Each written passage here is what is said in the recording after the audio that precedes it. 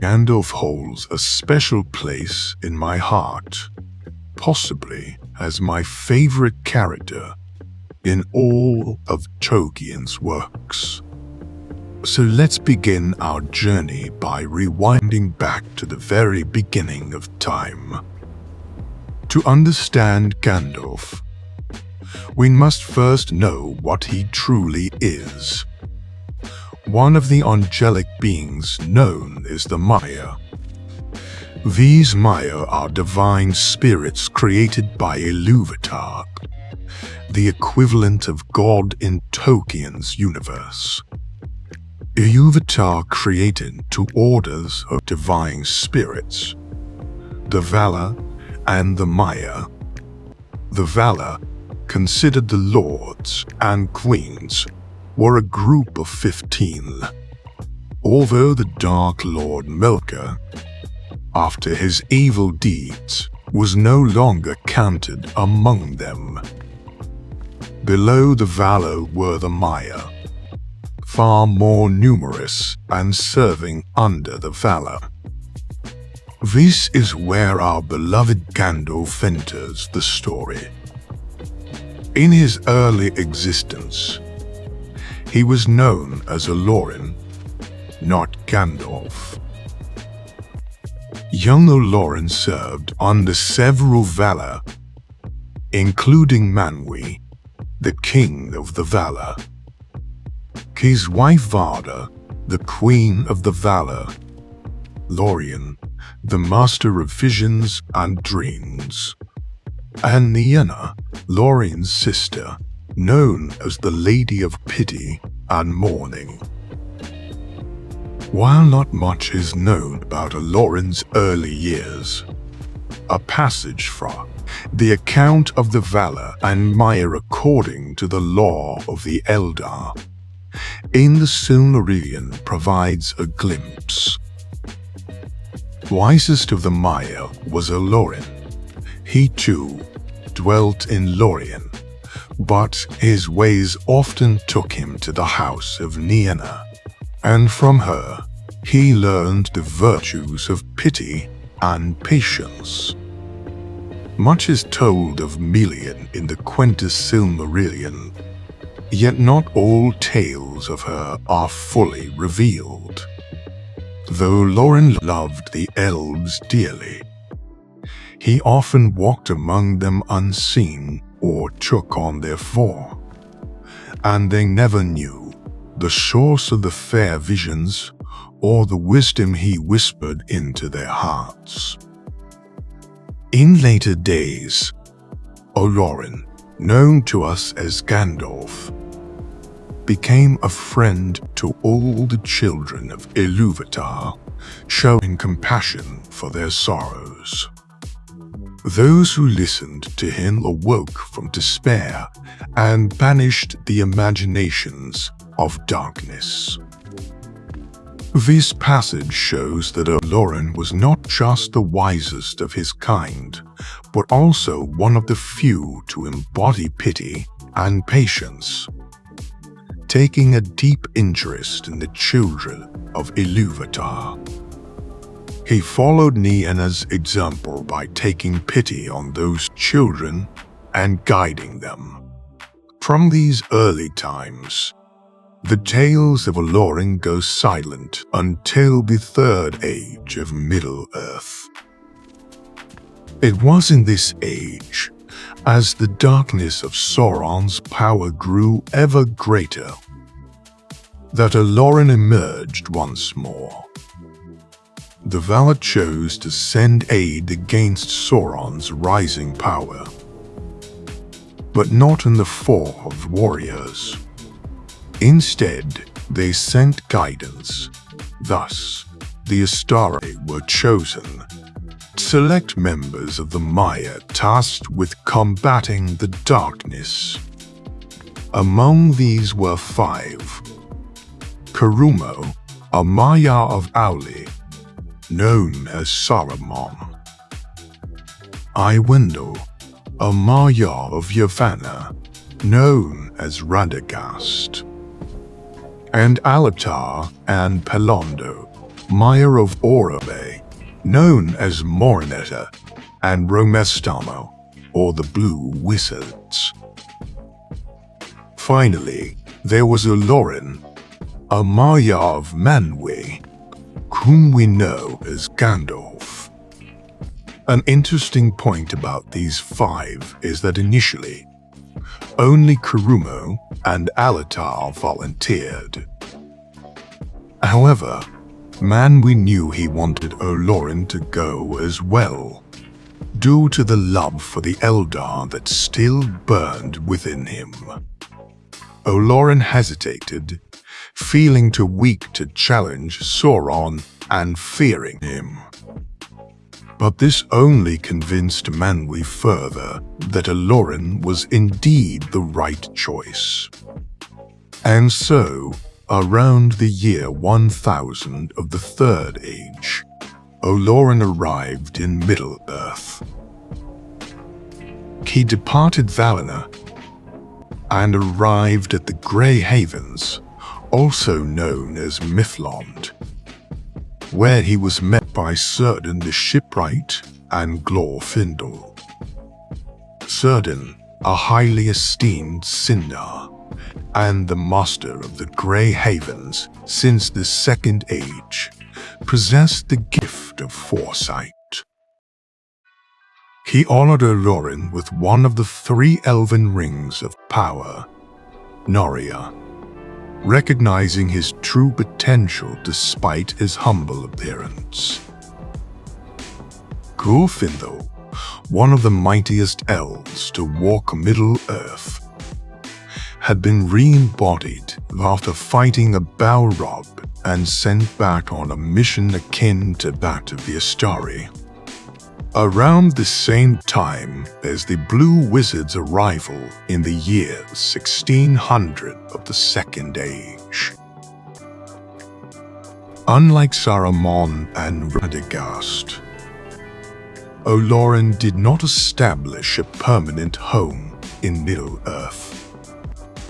As recounted in the Unfinished Tales, he was named Mithranda by the elves, meaning the Grey Pilgrim, for he dwelt nowhere permanently, gathered neither wealth nor followers, but traveled throughout the Westlands, from Gondor to Angmar, and from Lindon to Lothlorien, aiding all in need. Warm and eager in spirit, his demeanor was enhanced by the ring Narya.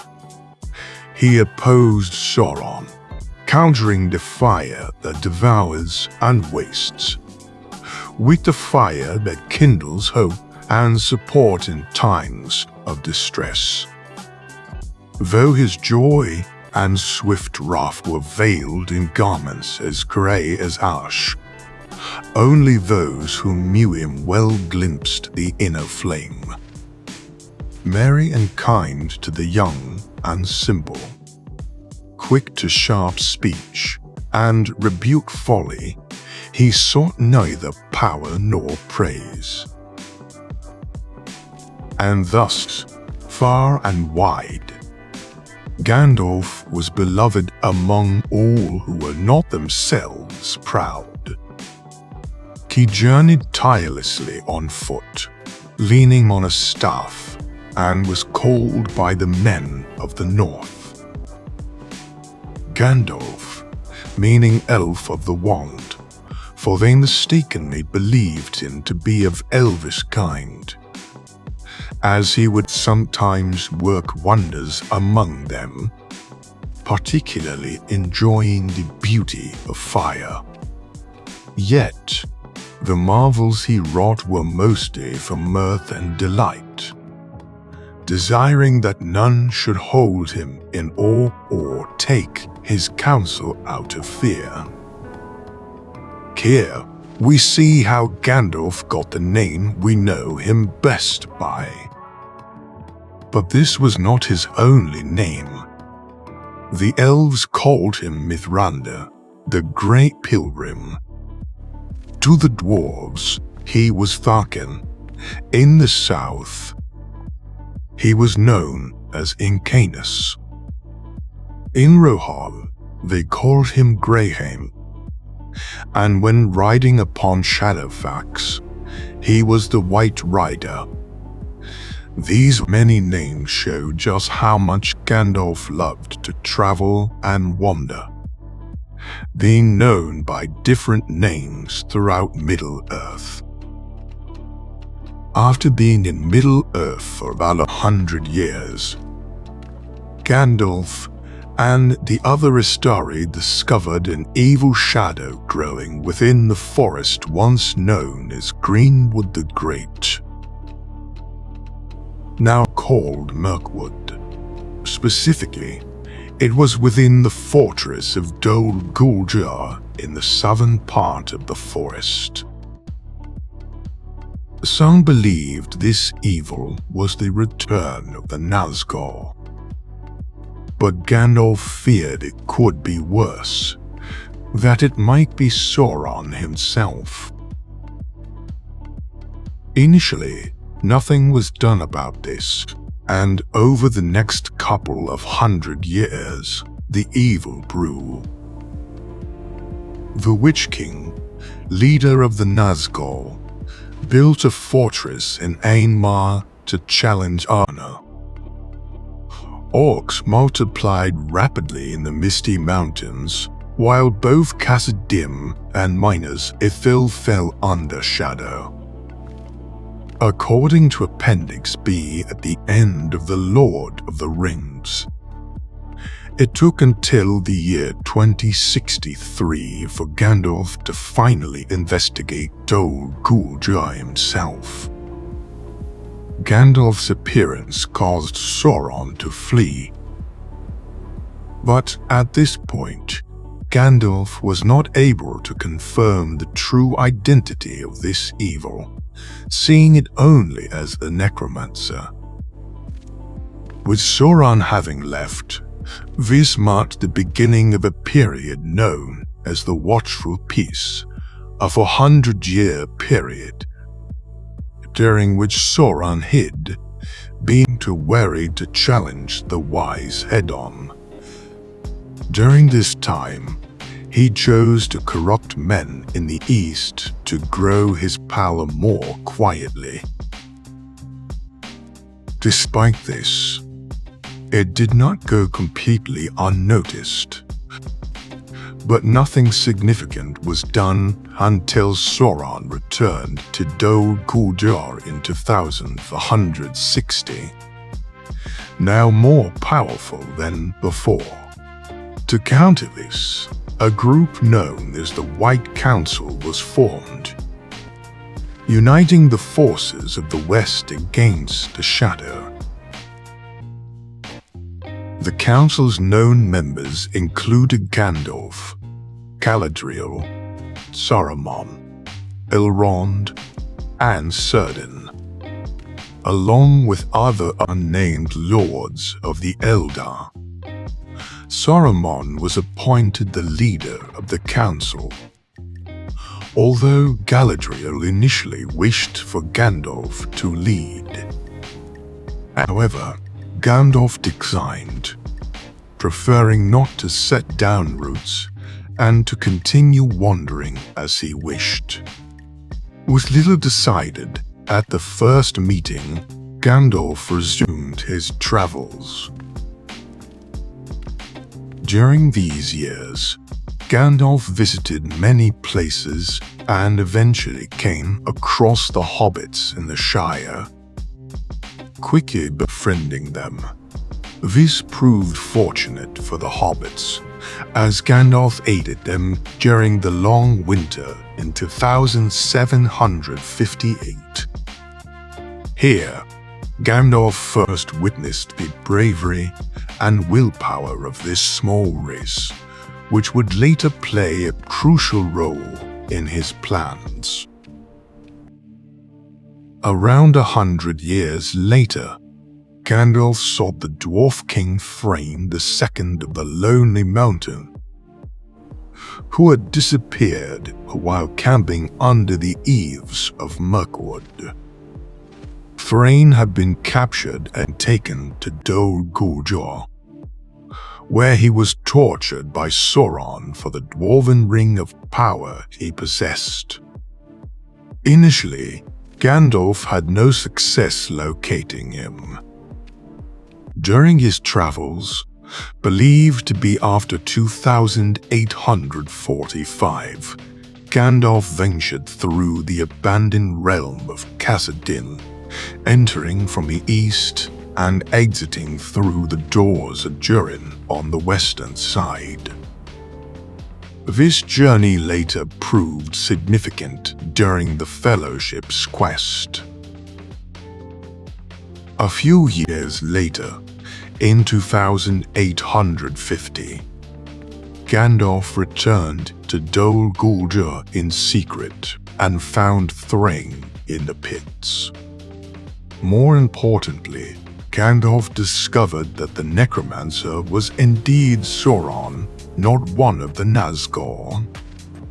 He escaped and informed the White Council of his findings, urging them to attack Sauron before he could regain more strength and find the One Ring.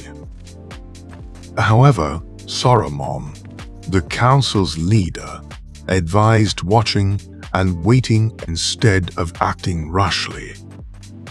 Believing the One Ring lost in the Anduin long ago, many agreed with Saruman, unaware of his true intentions for suggesting this. As the years passed, Gandalf grew wary of events elsewhere. He learned that Smaug the dragon had claimed Erebor and destroyed the town of Dale, leading him to worry that Sauron might try to team up with the dragon to strengthen his forces and gain control over the northern passes. Gandalf sought a way to disrupt this potential alliance. And it was at this moment that Gandalf received convenient word that the exiled dwarf king Thorin Oakenshield was hatching a plan to retake the Lonely Mountain. Fate would then bring the two together one night in the year 2941, as they both happened to be staying in Bree. They spoke, and it was decided they would travel together as their paths aligned. Thus, the plan for the quest of Erebor was conceived.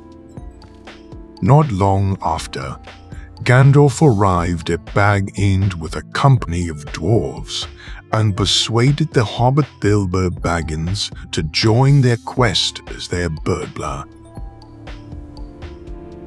Though it took some convincing, Gandalf succeeded.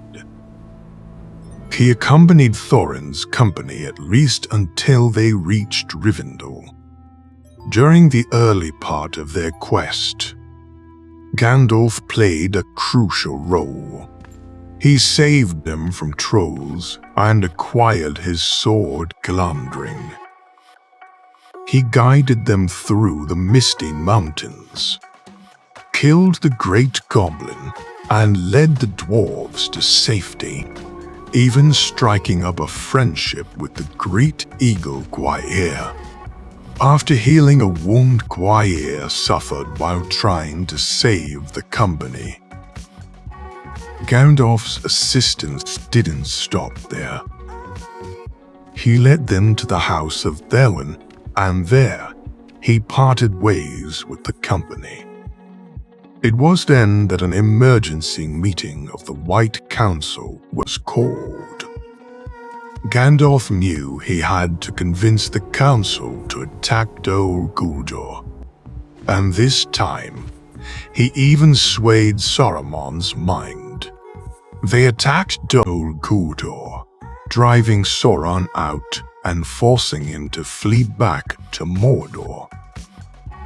With this quest complete, Gandalf returned to the dwarves and Bilbo.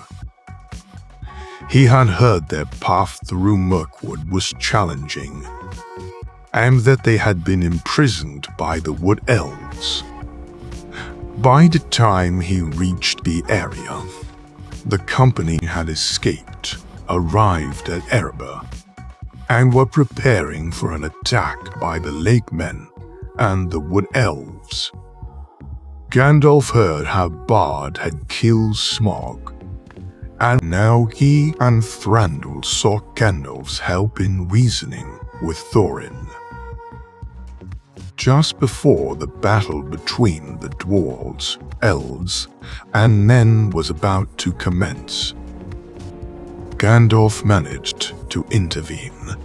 He warned them that the forces of orcs and wargs would attack, and that they should unite against the common enemy.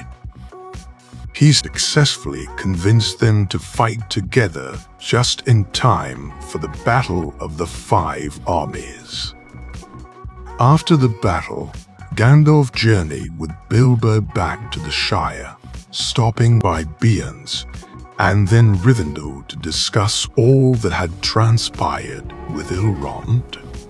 Once back in the Shire, Gandalf confirmed that hobbits, especially the Bagginses, were worth special attention. He even visited Bilbo again with the dwarf Balin in future years, bringing news of the happenings in Erebor and Dale. There were a few years of quiet before Sauron declared himself openly in Mordor. When this happened, the White Council met for the last time in 2953 to discuss what to do about the Rings of Power.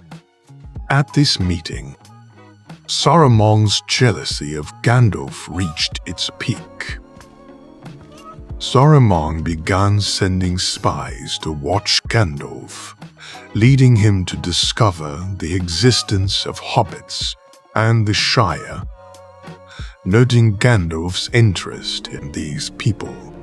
Consequently, Saruman started keeping a close watch over Bree and the surrounding areas. Around this time, Gandalf learned of Gollum's mission to find Bilbo Baggins and reclaim his precious ring. However, Gandalf did not give Gollum the attention he warranted. As he later discussed with Frodo in the shadow of the past chapter of The Lord of the Rings, the Wood Elves tracked Gollum first, an easy task for them as his trail was still fresh. Though they never caught him, rumors of him spread through Mirkwood. Dreadful tales arose, even among beasts and birds. The woodmen spoke of a new terror, a ghost that drank blood, climbed trees to find nests, and crept into holes to find the young. A mysterious creature slipped through the windows, seeking cradles. Its trail led to the western edge of Mirkwood, but there it turned southward, vanishing from the sight of the Wood Elves. Lost and forgotten, I made a grave mistake.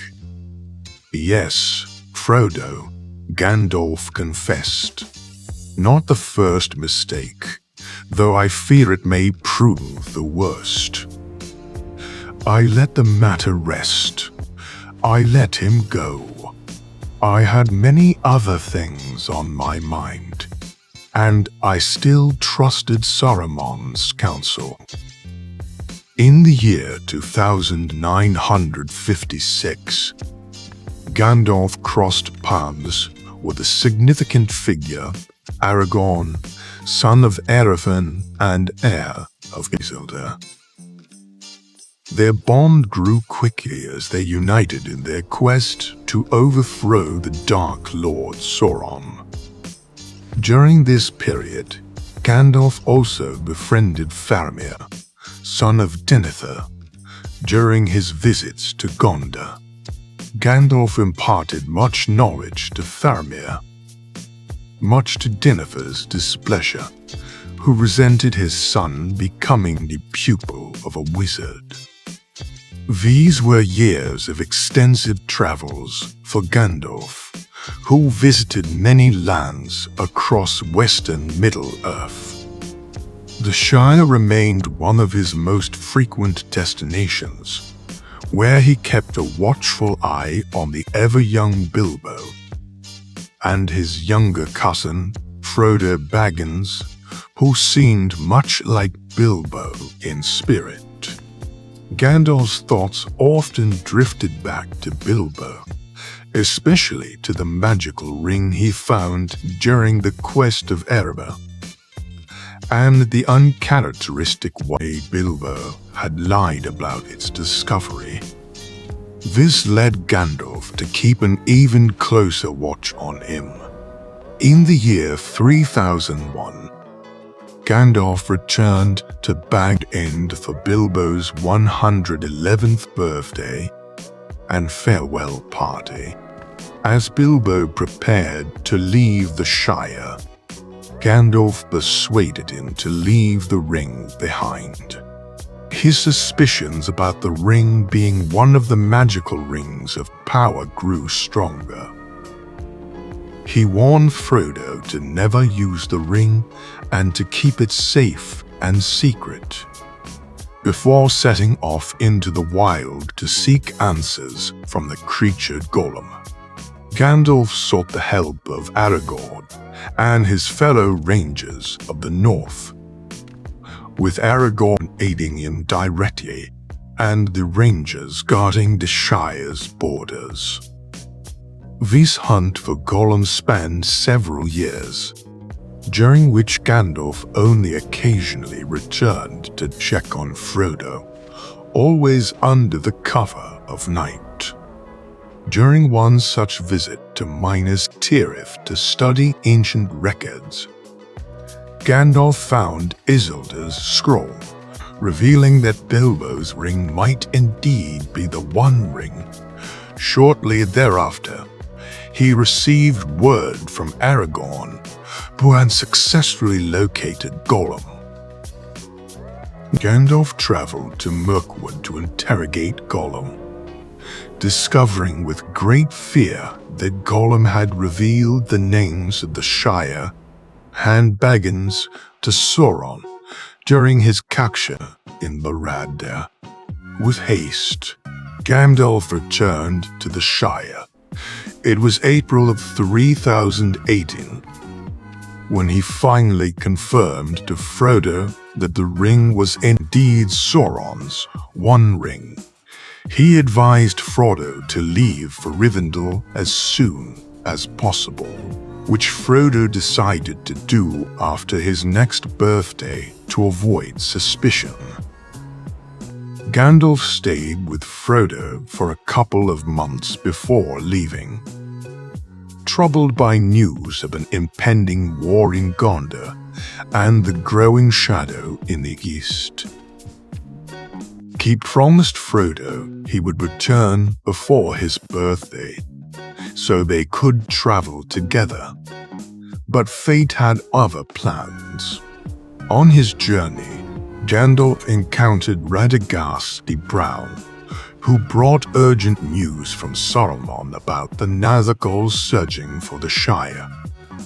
Gandalf headed for Isengard to meet Saruman, but first stopped at Bree to leave a message for Frodo with the innkeeper, Barlaam Butterbur, who unfortunately forgot to deliver it.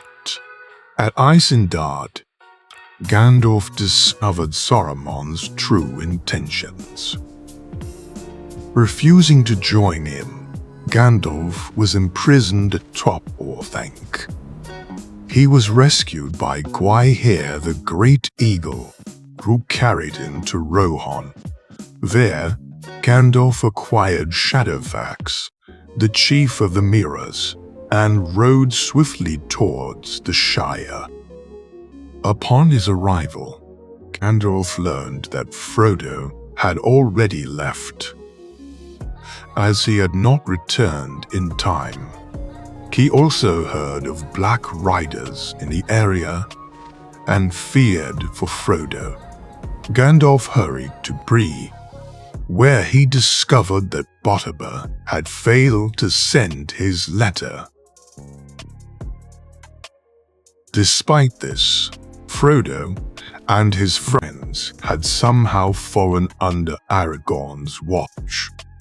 After a night's rest, Gandalf made for Weathertop, seeking a vantage point to observe the surrounding land. However, that night, he was attacked by the Nazgul. In a fierce battle of light and flame, Gandalf managed to drive them off, leaving his mark on the stones before heading north, pursued by 4 of the Nazgul. Gandalf's only hope was to reach Rivendell ahead of Frodo and his companions. As they approached the elven stronghold, Gandalf helped Elrond cause a flood to drown the pursuing Nazgul, allowing the hobbits to reach safety. After Frodo healed from his wounds, Elrond convened a council to decide their plan for destroying the One Ring. Gandalf joined the Fellowship of the Ring as one of the 9 Walkers and was chosen as their leader. Their first task was to cross the Misty Mountains, avoiding Isengard. When a terrible storm thwarted this plan, they reluctantly chose the path through Moria. Despite Gandalf's previous exit through the doors of Durin, it took him some time to remember how to enter. Eventually, they succeeded and navigated the labyrinth of tunnels and halls. In the chamber of Mizarbel, the Fellowship discovered that Balin and his party had failed to reclaim the kingdom of their ancestors. Their presence alerted the orcs of Moria, leading to an attack. The Fellowship survived the initial assault and fled towards the Eastern Gate. However, their escape was halted by a greater threat. Durin's Bane, a Balrog of Morgoth, pursued them. At the bridge of Khazad-dûm, Gandalf confronted the Balrog. Standing on the narrow span, he raised his staff and sword, declaring, "You shall not pass." The Balrog advanced, and a fierce battle ensued. Gandalf shattered the bridge beneath the Balrog, sending it into the abyss. As it fell, it lashed out with its whip, pulling Gandalf into the darkness. "Fly, you fools," he cried as he disappeared into the depths.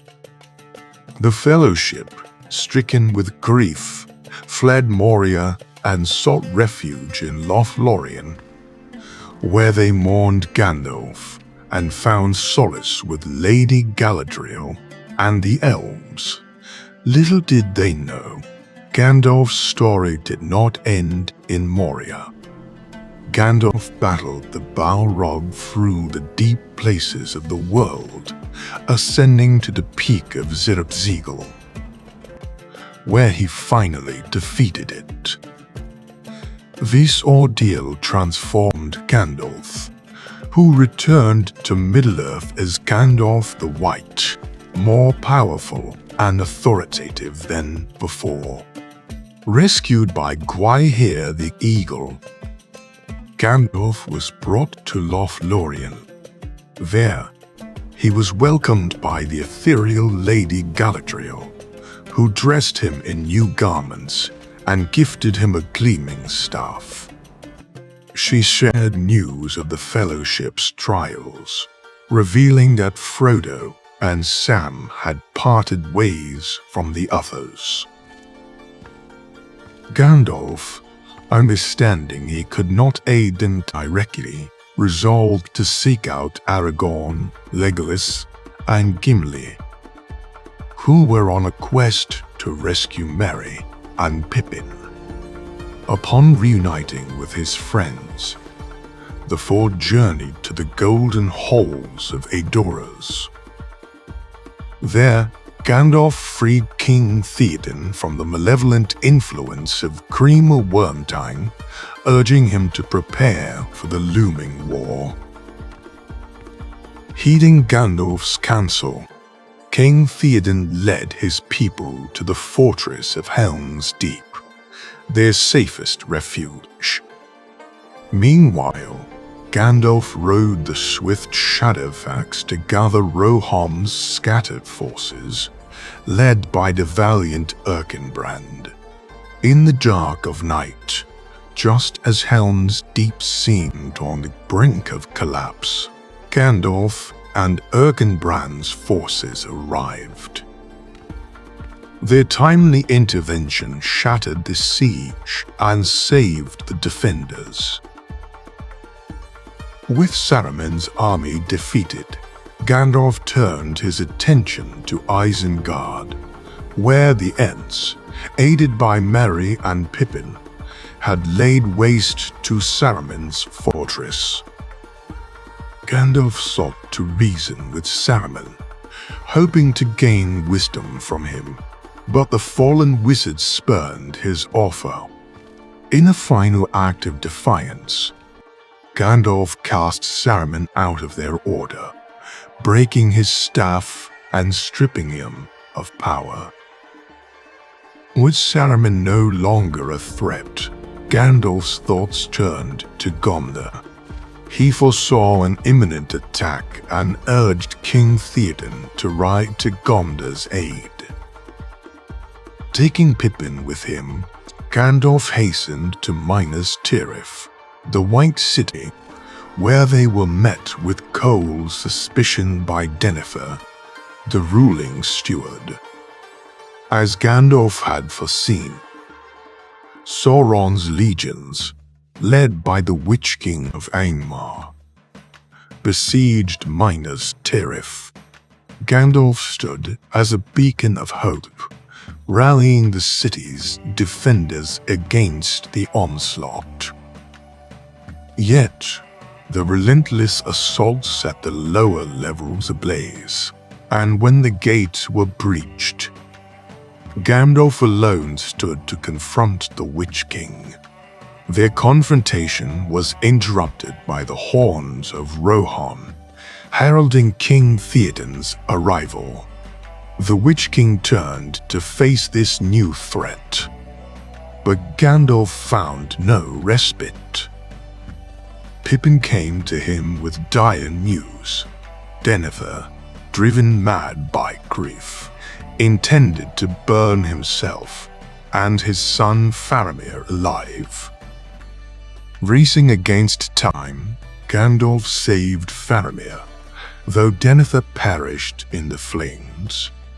As the battle raged on, the combined forces of Rohan and Aragorn's army from the southern fiefs broke the siege, driving Sauron's minions from the field. Gandalf's leadership was pivotal, yet there was no time to rest. Knowing the war was far from over, the remaining leaders elected Gandalf to guide them through the final stages of their struggle. Understanding that Frodo's success was their only hope, Gandalf devised a daring plan to distract Sauron. Leading their armies to the Black Gate of Mordor, they confronted the Dark Lord's emissary, who taunted them with Frodo's captured mithril vest. Refusing to surrender, Gandalf, and his allies prepared for a final, desperate stand. Their ruse worked as the battle reached its zenith. Sauron's eye turned inward, failing to notice Frodo's approach to Mount Doom. In a twist of fate, the One Ring was destroyed, not by Frodo's hand, but by Gollum's fall into the fiery chasm. With the ring's destruction, Barad-dûr, Sauron's Dark Tower, began to crumble. Gandalf's mission was complete, and peace began to spread across the land, bringing a new dawn to Middle-earth. The Nazgul disintegrated into the shadows of the night, leaving Sauron as a mere wisp of the dark power he once wielded. In the twilight's embrace, the majestic eagle Maiar swooped down to aid the wise Gandalf, carrying him through the serene night air in search of the resilient hobbits, Frodo and Sam. The joy that illuminated Gandalf's heart upon discovering the hobbits was as radiant as the first light of dawn. With great relief and happiness, the two brave hobbits were saved. Their perilous quest had concluded in triumph. Gandalf's mission reached its culmination, and so he journeyed back with the hobbits to the edges of the Shire. There, he departed to spend time in the company of his old friend, Tom Bombadil. For 2 years, the knight whispered secrets of their conversations, though what truly transpired remains a mystery wrapped in the knight's embrace. When Gandalf emerged from this interlude, it was to escort Frodo aboard the White Ship, destined for the Undying Lands. As the ethereal vessel sailed westward, Gandalf joined Frodo, Bilbo, Elrond, and Galadriel on this final voyage, leaving behind the familiar shores of Middle-earth. The wizard known as Gandalf returned to his true form, the Maiar named Olorin. Thus, the tale of this divine spirit reaches its gentle conclusion, like the last star fading into the pre-dawn sky.